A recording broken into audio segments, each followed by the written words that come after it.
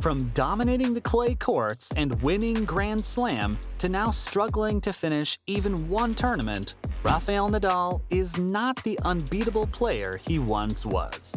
So let's look at the downfall of the King of Clay. And of course, I have to start with the recent mishap in Australia, because the Spaniard suffered a terrible hip injury during his match with Mackenzie McDonald, and it has everyone worried about his future. Tennis, like any other sport, welcomes countless fresh faces every year to international tournaments, but that also means they say goodbye to countless veterans. The fact that the sport is still recovering from the loss of legends like Serena Williams, Roger Federer, and Ash Barty, it looks like Nadal might end up joining that list sooner than fans thought. In their second-round match at Rod Laver Arena in January, he lost 6-4, 6-4, 7-5 to the American player, and from his post-game interviews, it was confirmed that the issue was something he already knew about. Before the hip soreness flared up in the second set, it had already been bothering him for the last few days. The 36-year-old was obviously in pain after receiving treatment, and for the rest of the game, his movement was limited. Even though Nadal acknowledged he had trouble running for the ball or even hitting a backhand, he insisted on playing because he was the reigning champion. Fans could see his limp as he entered his media conference at Melbourne Park. This was the first time he'd left a major event before the third round since 2016. And that was because of a wrist injury. He was forced to withdraw from the French Open, skipped Wimbledon, and dropped out of the US Open in the fourth round. But this time, fans aren't as positive about his return. When Nadal initially burst into the scene, he was the perfect tennis star. His game was centered around power and athleticism, and fans could see him grinding in every game. But the issue with playing the way that he does is that it isn't sustainable, and his style and attitude just meant he was working himself to a burnout. Of course, since that injury-plagued 2016, Nadal has defied the norm and won 8 further Grand Slam titles, all while being on the wrong side of 30. But no one can deny that this time seems different. The Spaniard himself admitted that he's been experiencing issues with his hip over the last few years, but it was never to the extent that he couldn't move without considerable pain. Nadal has experienced almost every type of injury imaginable. His feet, knees, ankles, wrists, and shoulders have all given out on him at some point, but he's always worked hard to return to the court. So the fact that he himself is unsure about the recovery process says a lot. But in hindsight, this is a pattern fans have been seeing a lot from his side. Just take his 2022 season, for example. The tennis star was going through one of the most difficult moments of his career when he lost to Felix Aliassime in the ATP Finals. If the Spaniard were playing tennis in his usual form, the audience would expect a show in every Rafa Nadal match. But 2022 was a year where we assumed the exact opposite. Nadal's loss to Aliassime was his 7th setback of the entire season. During this, he won 38 games and 4 trophies altogether, including the Australian Open and the French Open. After getting an insane 22 Grand Slams under his belt, he was suffering from both his chronic foot problem and 2 abdominal tears, which seriously derailed what initially looked like a landmark year for the veteran. After defeating American Taylor Fritz in the quarterfinals, Nadal was forced to leave the game because of an abdominal injury.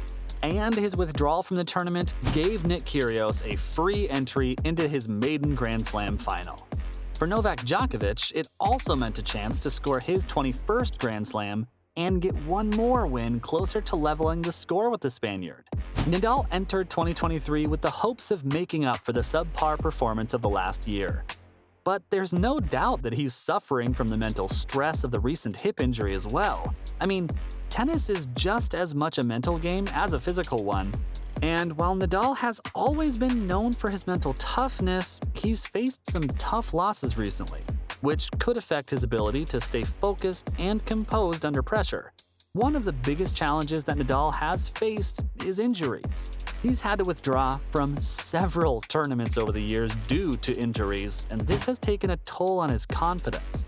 When he's not at 100%, it's much harder for him to play his best tennis and feel comfortable with his abilities.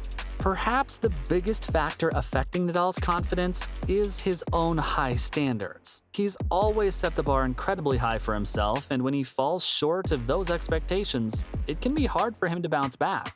Not only that, but he's also faced some tough opponents in recent years who have been able to push him to his limits. He's had some surprising losses to players who he would normally beat easily, and this has caused him to doubt himself and his game. And no one can deny that his opponents are just simply getting better. There are a lot of young, up-and-coming players who are hungry for success, and they're not afraid to take down the giants of the game.